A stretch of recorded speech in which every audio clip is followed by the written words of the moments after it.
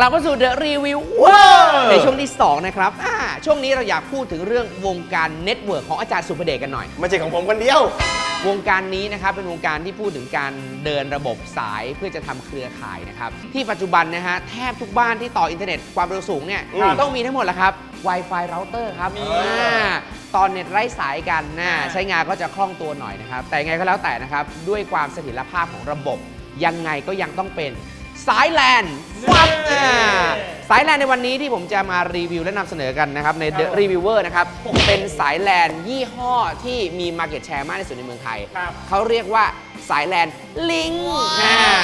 ลิงนี่เป็นแบรนด์อเมริกานะครับซึ่งในเมืองไทยเรานี่ก็นำเข้าแล้วก็จัดจำหน่ายโดยบริษัท Interlink Communication จำกัดมหาชนด้วยมาดูกันนิดนึงว่ามันดีจริงหรือเปล่าอาจารย์สุภเดชจะเป็นผู้แถลงไขในเรื่องนี้ครับครับผมทีนี้นะฮะรายการเราคงจะพิสดารนิดนึงนะฮะเพราะว่าทุกทีเราเอาสินค้าไอทีมารีวิวครั้งนี้เราเอาสายแลนมารีวิวแล้วก็การใช้งานสายแลนเนี่ยคือเน็ตเวิร์กหลักที่เราเรียกว่าเดินกันในบ้านในที่ทำงานแล้วก็ในบรรดาที่ต่างๆเพราะว่ามันสามารถขยายต่อได้อย่างง่ายดายที่สุดนะแล้วก็ราคาประหยัดที่สุดเลยทีเดียวนี่อยากให้ดูข้างในสายแลนกันหน่อยนะฮะว่ามันมีหน้าตายังไงกันบ้างสายแลนเนี่ยประกอบด้วยข้างในนะฮะก็คือเป็นสายทองแดงทั้งหมด8เส้นทั้งหมด4คู่แล้วจะทำการเรียกว่าตีเกลียวหากันนะฮะเวลาที่มันส่งข้อมูลเนี่ยจะส่งข้อมูลผ่านสายทองแดงพวกนี้คือถ้าจะดูคุณภาพต้องดูจากตัวข้างในสายเลยดูข้างในนะฮะมีอยู่4สีและอันนี้คืออะไรโทษนะอันนี้เป็นลุงเป็นอันนี้เป็นได้เอาไว้นำร่องเฉยๆครับไม่ได้ใช้จริงก็เดี๋ยวกระตุกออกไปทิ้งไปก็ได้เกี่ยวอะไรกับพวกใยแก้วนำแสงไหมไม่เกี่ยวเลยนะไม่เกี่ยวทีนี้ครับวิธีที่เราดูสายแลนว่ามันดีหรือไม่ดีเนี่ย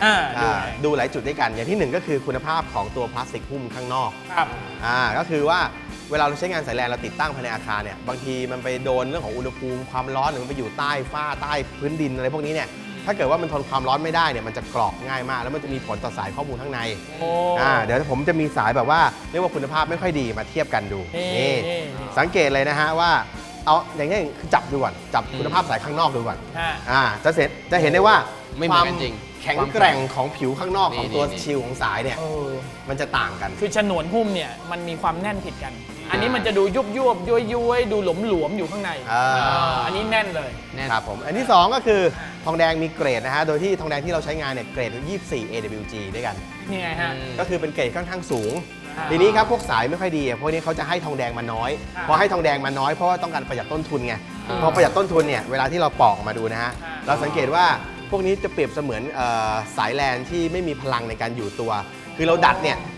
มันก็แบบว่ามันจะนุ่มนิ่มกว่าแบบว่าดัดไม่ค่อยไปอย่างเงี้ยมันดูบางๆมันดูบางๆแล้วถ้าเกิดในตัวนี้แข็งอันนี้นุ่มนิ่มจริงเกรดของทองแดงที่จะไม่เหมือนกันคือเอาความรู้สึกเราวัดง่ายๆเหมือนกับเขาให้ทองแดงมาเยอะ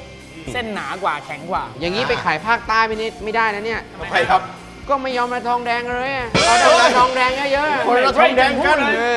ในเรื่องของสายแลนดีๆจะมีอีกมาตรฐานหนึ่งที่จะเป็นจะต้องทำการใส่เอาไว้ในสายนี้นั่นคือมาตรฐานที่เรียกว่า CM ครับ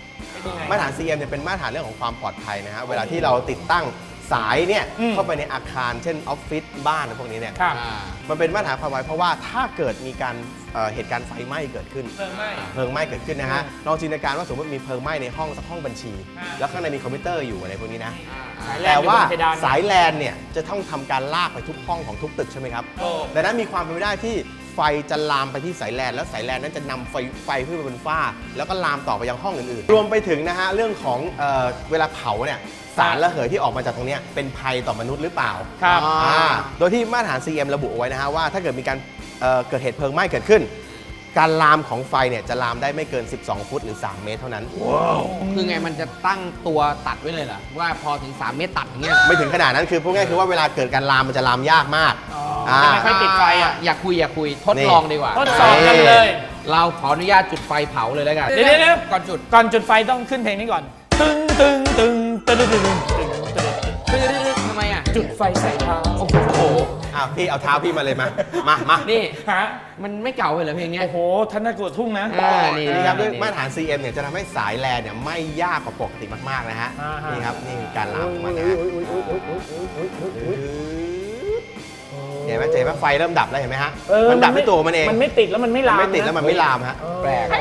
แล้วกลิ่นมัน ที่เขาบอกว่าไม่ทำลายสุขภาพอ่ะ ฮะ อย่าไปดม มากเลยนะ อย่า ตายนะ กลิ่นหอมมากเลยอะ ไม่ใช่กลิ่นมะนาวหอมชื่นใจคนละอันกัน นี่ดูสังเกตนะฮะว่าเมื่อพอมีการเกิดการเผาขึ้นอ่ะ ครับ เหมือนกับพื้นที่บริเวณนั้นก็จะกรอบกลายเป็นผงไปเลย แล้วก็จะไม่เกิดการลามต่อ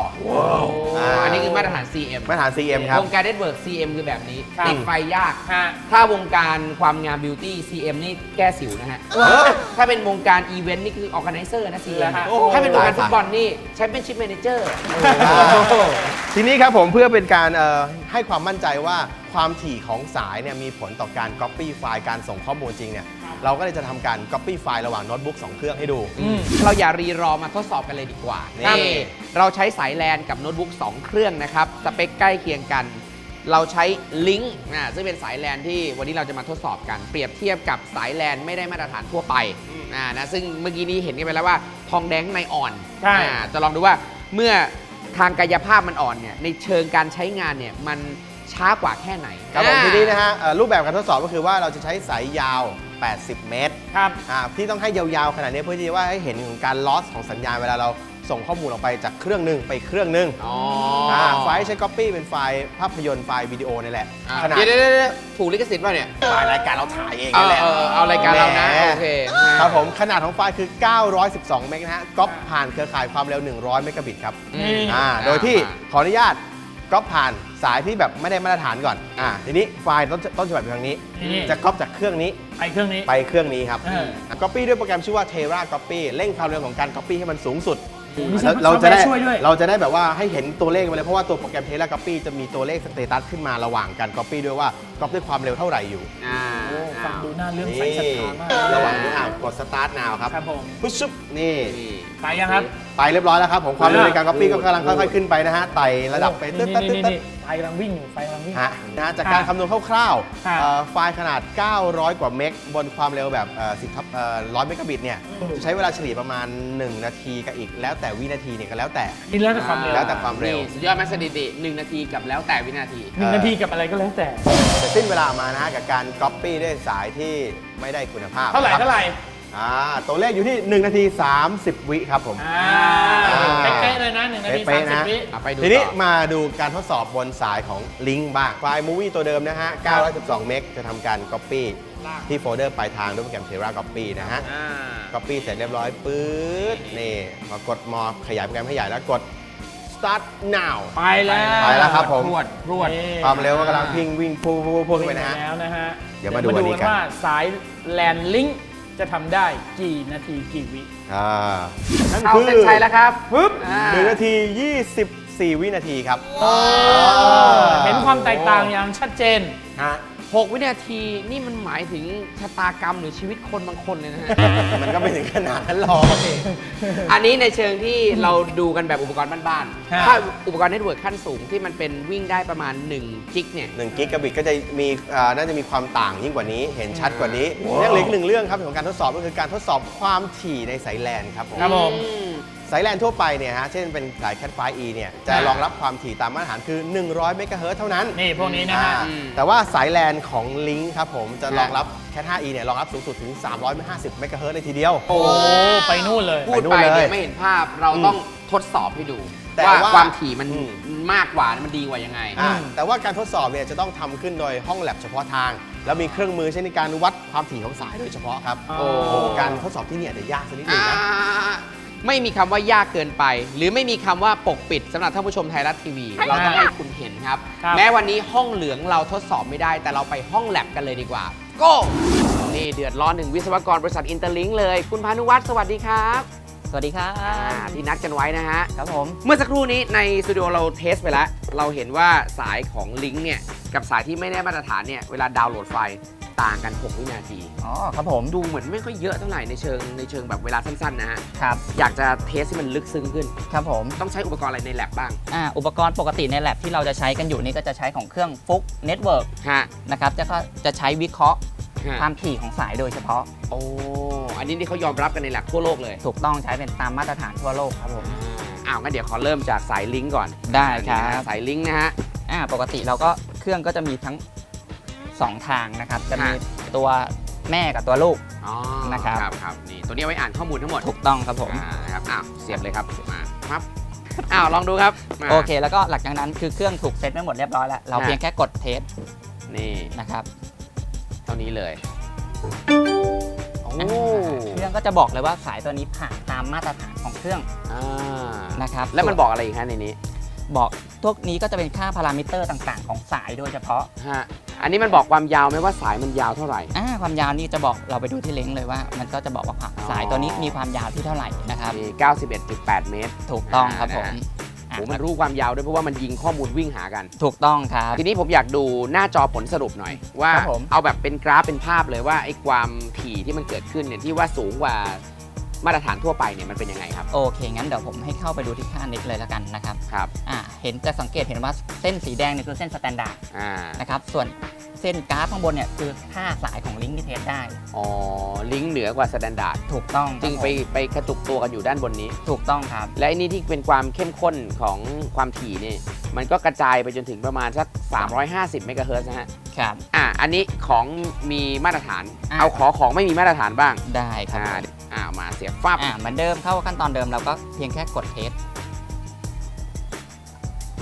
ผลที่ได้ก็คือ พูดเลย อ้าวทำไมมันเฟลซะงั้นล่ะครับ เนื่องจากสายเนี่ยตัวเนี้ยเป็นสายที่มันไม่ได้สแตนดาร์ดทั่วโลกเป็นสายปลอมว่างั้นเถอะ อ๋อ